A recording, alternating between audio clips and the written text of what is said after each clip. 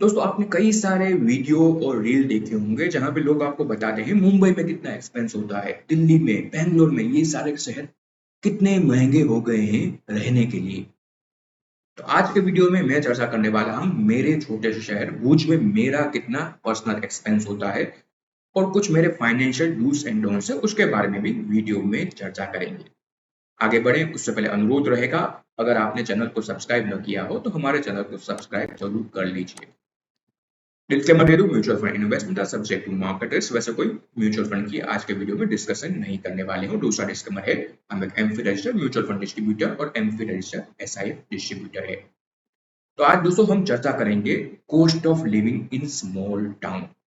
मेरा पर्सनल कितना खर्चा होता है महीने का हमारे छोटे शहर भुज के अंदर, उसके बारे में डिस्कस करेंगे।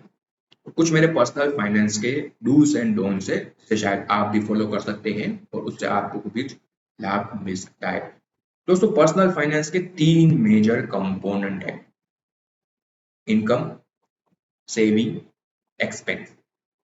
सबसे बड़ा फोकस आपका होना चाहिए आपके इनकम के ऊपर। कैसे आप अपनी इनकम एटलीस्ट इन्फ्लेशन से ज्यादा बढ़ाएं, ये आपका कोशिश होना चाहिए। कुछ नया स्किल अगर आप अक्वायर करते रहेंगे तो आपका इनकम धीरे धीरे बढ़ता रहेगा। एक्सपेंस को आप एक हद तक कम कर सकते हैं, उसके बाद एक्सपेंस को कम नहीं किया जा सकता है, तो इनकम को आप बढ़ा सकते हैं। तो ये सबसे बड़ा आपका पर्सनल फाइनेंस का गोल होना चाहिए, कैसे इनकम को इंक्रीज करें। दूसरा कंपोनेंट है सेविंग। ये बहुत मेजर कंपोनेंट है और बहुत लोग बहुत लेट लाइफ में रियलाइज करते हैं सेविंग करना तो हम भूल ही गए। आजकल मैं बातें करता हूँ कई सारे यंग बच्चों से, 20-22 साल के, 2 लाख का मोबाइल खरीद लिया, ट्रैवल के लिए चले गए, ईएमआई लेके। आपने डेटा देखे होंगे, पर्सनल लोन बढ़ते जा रहे हैं, 12-12, 13-15 के रेट पे लोग पर्सनल लोन ले रहे हैं, क्रेडिट कार्ड लोन ले रहे हैं घूमने जाने के लिए। फिर सेविंग आपका कभी नहीं होगा। और फिर उसको रियलाइजेशन कब होता है, जब उनकी एज हो जाती है 30 ईयर की, 35 ईयर की, 40 ईयर की।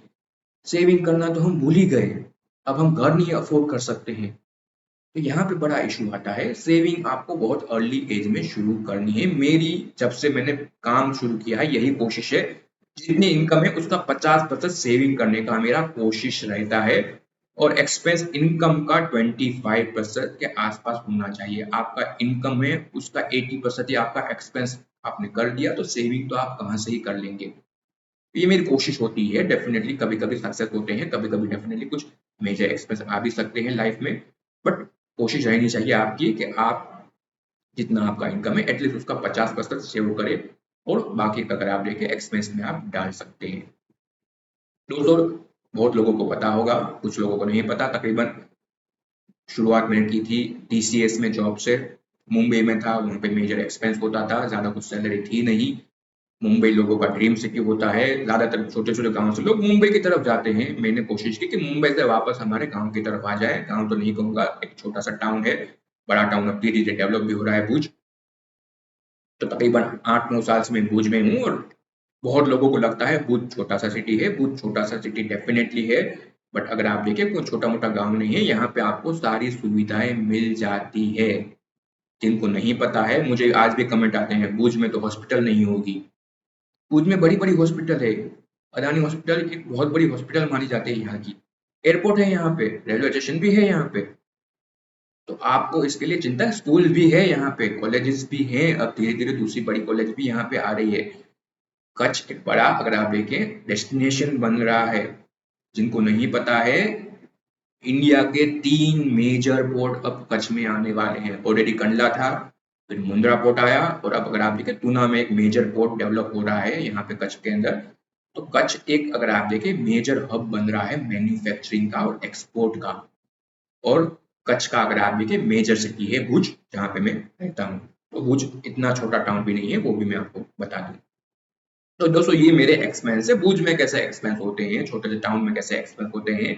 तो कुछ फिक्स एक्सपेंस आप सबके होते हैं ईयरली, मेरे भी फिक्स एक्सपेंस है। वाईफाई सबसे अगर आप देखें जरूरी है, तो ये अगर आप देखें मेजर एक्सपेंस है। घर में भी वाईफाई, ऑफिस में भी वाईफाई। टर्म इंश्योरेंस बहुत जल्दी मैंने ले लिया था। दोस्तों लीकेज रोकना बहुत ज्यादा जरूरी है, लोग नहीं समझते हैं। अभी कल एक क्लाइंट से बात कर रहा था, उनको पता नहीं था, उन्होंने मनी बैक प्लान लिया है, 48,000 रुपीज प्रीमियम पे कर रहे हैं सालाना। टर्म उनको कितना दिया था सम एश्योर्ड, 4.5 लाख। मैं 4,700 रुपये भर रहा हूँ साल के, मेरे पास 75 लाख का सम एश्योर्ड है। ये मैंने 12 साल पहले लिया था।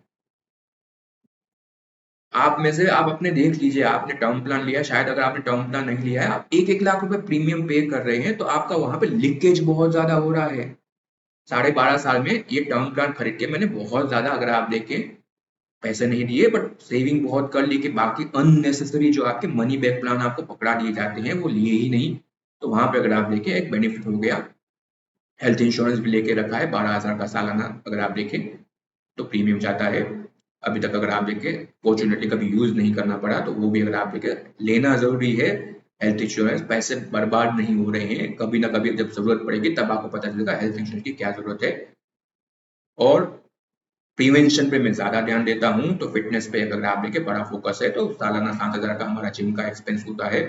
बहुत सारे जो बड़े बड़े मेट्रो सिटी में रहते हैं, तो आप सोच लीजिए, आप अगर बड़े शहर में रहे तो ये भी एक मेजर, अगर आप देखें हेल्थ में भी आप ज्यादा पोस्ट दे रहे हैं। मेरा दोस्त है तकरीबन बेंगलोर में है, तो उनका सालाना फीस 40,000 का है। मेरा सालाना यहाँ पे 7,000 का एक्सपेंस होता है। फिर बिजनेस के लिए सॉफ्टवेयर है, वो 12,000 का फिक्स एक्सपेंस है। वो जनरली अगर आप रहते हैं आपके लिए नहीं आएगा। वो ट्विटर पे डेफिनेटली हम बिजनेस एक्सपेंशन के लिए ट्विटर यूज करते हैं, तो उसके लिए 6,800 का प्रीमियम देना पड़ता है आपका सालाना। ऑफिस का हमारा एक्सपेंस होता है, वो भी कोशिश करते हैं जैसे जैसे बिजनेस बढ़ेगा हमारा ऑफिस एक्सपेंस बढ़ता है, बट अभी के लिए स्टेशनरी है, बाकी सब एक्सपेंस है, प्रमोशन का एक्सपेंस है, 40,000 के आसपास सालाना रहता है।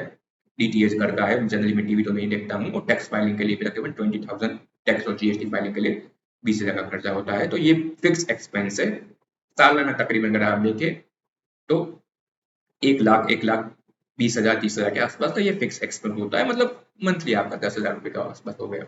कुछ मंथली एक्सपेंस होते हैं, यहाँ पे कंट्रोल आप कर सकते हैं तो कर सकते हैं, ज्यादातर ये कंट्रोलेबल नहीं होते हैं। पावर एक्सपेंस है, बिजली के बिल है 1,500 रुपये, 2 करें तो उसके ऑफिस से उसके भी बिजली के बिल देने पड़ते हैं। गैस का भी मैं, अगर आप देखिए घर का पेमेंट करता हूँ, तो वो 980 रुपये जो गैस का है, रेंट ऑफिस का और क्लीनिंग का, वो सब तकरीबन 10,000 आता है। आप बड़े शहर में रह रहे हैं तो आपका रेंटल एक्सपेंस भी सबसे बड़ा कंपोनेंट होता है।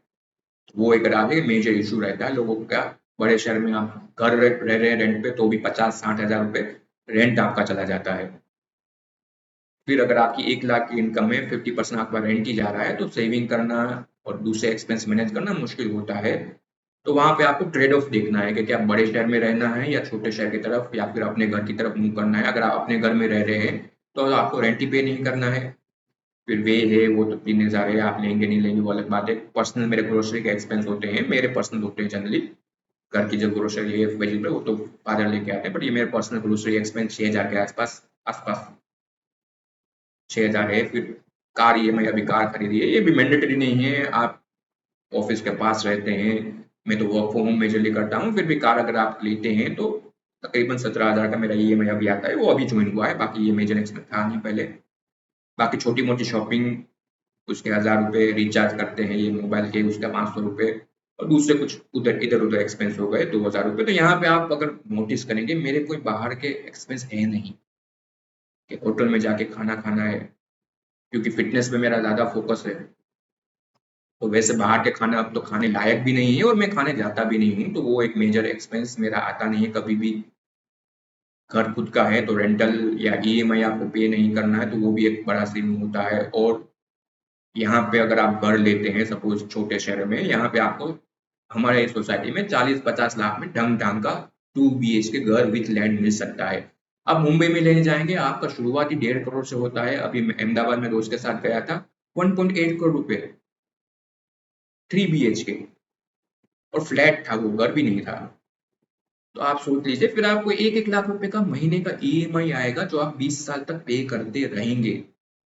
आप अपनी इनकम शायद एक एक्सटेंड तक बड़े सिटी में बढ़ा सकते हैं डेफिनेटली, बट एक्सपेंस भी उसके मल्टीफोल वहां पे बढ़ जाता है। और बाकी भी अगर आप देखें, दूसरे भी कई सारे इशू होते हैं, वो भी आपको ध्यान में रखने होंगे। तो ये मेजर मेरे एक्सपेंस है। एनुअल एक्सपेंस को मैं अगर मंथली कन्वर्ट करूँ तो 2,10,500 के आसपास आता है मंथली। दूसरे एक्सपेंस तकरीबन 42,000 आसपास एक्सपेंस होता है, जिसमें मेजर कंपोनेंट मेरे कार ईएमआई का है, वो शायद 5 साल में खत्म हो जाएगा। और कार ई में भी मेरे को लेने की ज़रूरत नहीं थी, बट बैंक वाले दे रहे थे मुझे 7.6 के प्रतिशत पे ईएमआई। और आपको मैंने शायद ट्विटर पे शेयर किया था, मेरा 8 साल का सीएजीआर है पोर्टफोलियो का 31%। अगर मेरे में कैपेबिलिटी है कि मैं 20-22% सीएजीआर बना सकता हूँ इक्विटी इन्वेस्टमेंट से, तो मैं ईएमआई ले लूंगा। पैसे हैं तो मैं अपफ्रंट पेमेंट नहीं करूंगा, ईएमआई लेके भी आपको कभी कभी बेनिफिट मिल सकता है, तो वो सोच समझ के लेना चाहिए। अगर 15% ईएमआई पे आप ले रहे हैं कुछ चीज, तो वो फिजिबल नहीं है, वो एडवाइजेबल नहीं है। बहुत सारे यंग बच्चे 15%, 16%, 20% पे पर्सनल लोन उठा रहे हैं घूमने जाने के लिए, मोबाइल खरीदने के लिए, तो वो फिर नॉनसेंस कह सकता हूँ मैं उसे। तो कुछ पर्सनल फाइनेंस के मेरे डूज एंड डोंट्स है। सबसे पहले तो आपको सोचना है आरओआई के बारे में, कौन से कोर्स पे आप कोई लेंडिंग कर बोरोइंग कर रहे हैं, वो आपको सबसे पहले सोचना है। पहले तो बोरोइंग करनी नहीं है जब तक पॉसिबल हो। तो सबसे पहले तो लग्जरी आइटम पे मैं अपना ज्यादा स्पेंड नहीं करता हूँ, एक्सपीरियंस पे डेफिनेटली हम स्पेंड करते हैं। लग्जरी आइटम खरीदने के लिए मैं स्पेंड नहीं करता हूँ। ये टी शर्ट मैंने जो पहना है 200 रुपये का है, कोई लोगो नहीं है यहाँ पे, फिट बॉडी है, तो आपके कोई भी कपड़े अच्छे ही लगेंगे। कोई फर्क नहीं पड़ता है कि आपने कोई लोगो वाला टी शर्ट पहना है या लोगो बिना का टी शर्ट पहना है। मेरी ये वॉच है, 12 साल से चल रही है, ये टाइमक्स की वॉच है, 800 रुपये में शायद ली थी, अभी भी चल रही है। अभी तो मिलती भी नहीं है ऐसी वॉच। लग्जरी पे ज्यादा मेरा स्पेंड नहीं होता है, एक्सपीरियंस पे डेफिनेटली होता है। किसी को इम्प्रेस करने के लिए कभी मैं स्पेंड नहीं करता हूँ कि यार देखो मैं यहाँ पे चला गया हूँ, देखो ये मैंने मेरा नया मोबाइल देखो मेरा, तो ऐसे एक्सप्रेस किसी को इम्प्रेस करने के लिए आपको स्पेंड नहीं करना है। Prevention is better than cure. Term insurance ले लिया है, पता था प्रिवेंशन करना है, हेल्थ इंश्योरेंस लेके रखा है, जरूरत नहीं पड़ेगी कभी भी, शायद फिट है तो नहीं पड़ेगी, फिर भी लेके रखा है मे बी। फिर इन्वेस्टमेंट बहुत अर्ली स्टेज में करना है, तो ही अगर आप देखें आप बड़ी वेल्थ क्रिएट कर पाएंगे। टाइम बहुत ज्यादा इंपॉर्टेंट होता है इन्वेस्टमेंट के अंदर, तो जल्दी निवेश करना है, वो भी आपको ध्यान में रखना है। फिटनेस पे ध्यान देना है। क्यों हमें फिटनेस पे, आप सोच, बहुत सारे लोग मुझे कहते हैं कि आपने अच्छा, अगर आप देखें फिटनेस कर ली, हमें भी शुरू करना है, तो किसके लिए वेट कर रहे हैं, कर दीजिए शुरू। सही समय नहीं होता है, फिर एक एक समय आएगा, फिर आप फिटनेस आपकी इतनी खराब हो जाएगी, फिर आप हॉस्पिटलाइजेशन पे बहुत ज्यादा स्पेंड करेंगे। इससे बेटर है कि अभी टाइम स्पेंड कीजिए अपने फिटनेस पे। प्रिवेंशन सबसे बड़ा, अगर आप देखें वेल्थ आपका हेल्थ ही है। फाइनेंस में मुझे कोई स्कैम नहीं कर सकता है, बहुत सारे अगर आप देखें आते रहते हैं ऑफर, आप ये कर लीजिए, अगर आप देखें क्रिप्टो में निवेश कीजिए, ये अगर आप देखें तो ये अच्छी स्कीम है, उसमें आप डाल दीजिए पैसे। और भी बहुत सारे, आपको तो पता है कितने स्कैम आते हैं मार्केट में, मुझे स्कैम नहीं कर पता है। बिजनेस के बारे में, इन्वेस्टमेंट के बारे में, सब के बारे में ध्यान रखना जरूरी है, और आप भी कोशिश कीजिए कोई आपको स्कैम ना कर पाए। आजकल अभी मुझे ट्विटर पे कोई लिख रहा था कि ये पर्टिकुलर म्यूचुअल फंड के बारे में बता रहे हैं, इतना फिक्स इनकम आएगा, इतना एक्सपेंस है। थोड़ा डिटेल मैंने पूछा, पता चल गया वो यूलिप बेचा जा रहा था उनको म्यूचुअल फंड के नाम पे। मैं यही नहीं कर रहा हूँ, यूलिप गलत प्रोडक्ट है, बट आप अगर म्यूचुअल फंड बोल के यूलिप बेच रहे हो तो भी आपके साथ स्कैम हो रहा है। किसी से मैं शेयर टिप नहीं लेता हूँ। अभी मैंने एसएमई के बारे में ट्विटर पे लिखा था, 50 लोगों ने बोला ये ले लीजिए, ये एसएमई शेयर अच्छी है। आप बता रहे हैं अच्छा है, बट मैं अपना रिसर्च खुद ही करता हूँ, कन्वेक्शन मेरा खुद ही होता है, किसी से मैं टिप लेके निवेश कभी भी नहीं करता हूँ। और आजकल मैंने दूसरों को टिप देना भी बंद कर लिया है, खास करके जो मेरे रिलेटिव हैं उनको तो नहीं देना है, क्योंकि वहां पे अगर आप देखें कोई मॉनेटरी बेनिफिट तो वैसे भी मिलने नहीं वाला है। प्लस अगर आप सक्सेसफुल हो गए, पहले अच्छे खासा कुछ हमारे शेयर चले थे, तो फिर बार बार बार बार फिर आपको ही टिप देनी पड़ेगी। और जिस दिन आपका नहीं चला शेयर, एक आध कंपनी मेरी नहीं चली, तो पूछते बार बार आपके पास वो भी क्वेरी आएगी, इसमें क्या हो रहा है, इसमें क्या हो रहा है, इसमें क्या हो रहा है। 15 साल के लिए पीपीएफ में पैसे रखे हैं, उसमें क्या हो रहा है किसी को नहीं पड़ी है। वो जो मनी बैक प्लान लिया था 20 ईयर एलआईसी का, 6% से भी कम उसमें रिटर्न आ रहा है, किसी को नहीं पड़ी है। बट मेरा एक शेयर 2 साल से नहीं चला है, तो उसके पीछे बहुत ज्यादा, अगर आप देखिए, पेन पॉइंट होता है। तो रिलेटिव को टिप्स नहीं देनी है शेयर के बारे में, उनको भी अपने म्यूचुअल फंड में ही पैसे डलवाता हूँ। मेरे फादर के पैसे भी मैंने म्यूचुअल फंड में डलाए हैं, तो रिलेटिव के तो डेफिनेटली म्यूचुअल फंड में ही जाएंगे। और दूसरा एक अगर आप देखिए मेजर पर्सनल फाइनेंस का मेरा डिसिप्लिन है, अगर कोई चीज मैं 2 बार नहीं खरीद सकता हूँ तो मैं उसे नहीं खरीदूंगा। क्या मैं 2 बार घर खरीद सकता हूँ? शायद खरीद सकता हूँ, फिर भी अभी तो घर की जरूरत नहीं है। क्या मैं 2 बार आईफोन खरीद सकता हूँ? खरीद सकता हूँ, मुझे एक बार भी नहीं खरीदना है। तो ये आपको ध्यान में रखना है कि आप क्या चीज खरीद रहे हो, क्या उसे 2 बार आप खरीद सकते हो। लिवरेज इन्वेस्टिंग मत कीजिए। आज कल ही सेबी का आया है पूरा डेटा, देख लीजिए। लिवरेज इन्वेस्टिंग मत कीजिए, डब्बा ट्रेडिंग में भी लिवरेज होता है, वो भी नहीं करना है। लिवरेज बाइंग भी मत कीजिए। ये जो आप क्रेडिट कार्ड पे स्पेंड करते हैं बहुत सारे लोग, वो भी लिवरेज लेके आप कर रहे हो कि आपके जो पैसे नहीं है, आपने उधार लेके अभी से ही अगर आप देखें लाइफस्टाइल में पैसे खर्च कर लिए, वो उधार तो देना पड़ेगा और विथ इंटरेस्ट देना पड़ेगा, तो वो भी आपको नहीं करना चाहिए। पर्सनल ये बिजनेस का मेरा फिलोसॉफी है, ट्रस्ट एक इंटेंजिबल असेट है फाइनेंस के अंदर। कभी भी हम किसी को मिसगाइड नहीं करते हैं फाइनेंस में, ट्रस्ट बिल्ड करना जरूरी है।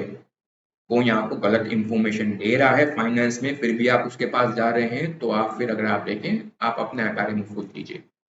ट्रस्ट इंपॉर्टेंट होता है फाइनेंस के अंदर, ये इंटेंजिबल एसेट है, एआई इसको रिप्लेस नहीं कर सकता है, बड़े बड़े बैंक भी इसे रिप्लेस नहीं कर सकते हैं। क्लाइंट हम पे ट्रस्ट करते हैं, बड़े बैंक मैनेजर को भी ट्रस्ट नहीं करते हैं। फाइनेंस में ट्रस्ट बनाए रखें। दूसरे अगर आप देखिए क्या करना चाहिए, तो एटलीस्ट मेरी कोशिश होती है 50% तो मेरी इनकम इन्वेस्ट होती है, मिनिमम क्राइटेरिया है। एक्सपेंस से डबल मेरा इन्वेस्टमेंट हो रहा है आजकल, और आगे भी रहता रहेगा। जितनी इनकम बढ़ती है मेरा इन्वेस्टमेंट ज्यादा बढ़ता है। प्लस एक्सपेंस पे कंट्रोल करने की मैं कोशिश नहीं करता हूँ। ये एक्सपेंस जो मैंने बताया, ऐसा नहीं है कि मैं जानबूझ के कम एक्सपेंस कर रहा हूँ, यही लाइफस्टाइल है। बहुत लोगों को सरप्राइज होगा कि ये कैसे हो रहा है, इतने कम एक्सपेंस कैसे आप कर रहे हैं। आपको नहीं समझ में आता है, हमारा लाइफस्टाइल ही ऐसा है। You can not control your expense, but आप अपना इंक्रीज कर सकते हैं इन्वेस्टमेंट और इनकम। इन्वेस्टमेंट आरओआई बढ़ाने की कोशिश कीजिए। अगर आपको कहीं लीकेज दिख रहा है, कल ही जैसे मैंने बताया क्लाइंट को मैंने बताया, ये पॉलिसी में 4.5 लाख का आपको टर्म मिल रहा है, सम एश्योर्ड मिल रहा है, 48,000 पे आप क्या पे कर रहे हैं। मैंने ड्रॉप करने की सलाह दी कि ये पॉलिसी काम की नहीं है, तो वो एक लीकेज था उनके फाइनेंशियल के अंदर। अभी चाहिए अपने जितने भी पॉलिसी, खास करके पॉलिसी जो होते हैं इंश्योरेंस पॉलिसी, उसको ओपन कीजिए। बड़े बड़े लीकेज वहां पे होते हैं, तो ये लीकेज रोकना है।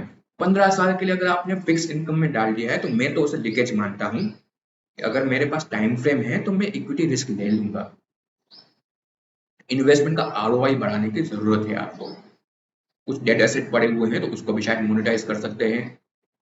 प्लस अगर आप इन्वेस्टमेंट कर रहे हैं तो वो बोरिंग है। इन्वेस्टमेंट में आप एक्साइटिंग चीजें ढूंढने की कोशिश मत कीजिए, पेनफुल भी है, बोरिंग भी है, और रहेगा। आप शेयर खरीदते हैं, वो रोजाना ऊपर ऊपर ऊपर नहीं जाएगा। तो ये एक बोरिंग जर्नी है, खास करके क्योंकि मैं इन्वेस्टमेंट फील्ड से बिलोंग करता हूँ। बोरिंग जर्नी है, रोजाना एनएवी देखने से कोई फायदा नहीं होने वाला है। पीपीएफ में कितने पैसे बढ़े आप नहीं देख रहे हैं, रोज एफडी के कितने पैसे बढ़े आप नहीं देख रहे हैं, तो क्यों देख रहे हैं रोज म्यूचुअल फंड के एनएवी। तो ये नहीं करना है आपको। बुक पर्सनली मैं ज्यादा पढ़ता हूँ। बहुत लोग मुझे रील भेजते रहते हैं, दोस्तों को भी। कभी मैं रील ओपन नहीं करता हूँ आजकल, तो बनाता हूँ डेफिनेटली, बट 1000 रील से बेटर है आप एक बुक पढ़ लीजिए। आजकल लोगों को हैबिट नहीं है, but that is very good skill. Market में आप एक्सपर्ट नहीं है, तो मैं अपने आप को कभी एक्सपर्ट नहीं मानता हूँ, कभी नहीं मानता हूँ। आपको हमेशा लर्नर ही रहना पड़ेगा अगर आप इन्वेस्टमेंट कर रहे हैं तो। आखिर में हेल्थ इज वेल्थ। जितने भी पॉइंट कहे वो सब के सब बेकार है अगर आपके पास हेल्थ नहीं है, तो हेल्थ पे बड़ा फोकस मेरा रहता है, आगे भी रहेगा। आप भी अपना फोकस रखिए। आखिर में यही कहना चाहूंगा, boring is better than broke. आप लोगों को इम्प्रेस करने के लिए लोन लेके या फिर ईएमआई उठा के अपने लाइफस्टाइल को इम्प्रूव करने की कोशिश करेंगे, इससे बेटर है बोरिंग लाइफस्टाइल जिए। इंडिविजुअली अगर आप देखें, जितना आप कर सके उतना खर्चा कीजिए। लिवरेज लेके कभी भी मत खर्चा कीजिए, मैं कभी नहीं करता हूँ, आप भी मत कीजिए। और कोशिश कीजिए कि अपने इनकम को कैसे इम्प्रूव किया जाए, अपने फाइनेंशियल स्किल को कैसे इम्प्रूव किया जाए। तो दोस्तों ये हमारा आज का थोड़ा बड़ा वीडियो हो गया, बट डेफिनेटली शायद आपको कोई वैल्यू मिली है तो वीडियो को शेयर कीजिए। जय हिंद।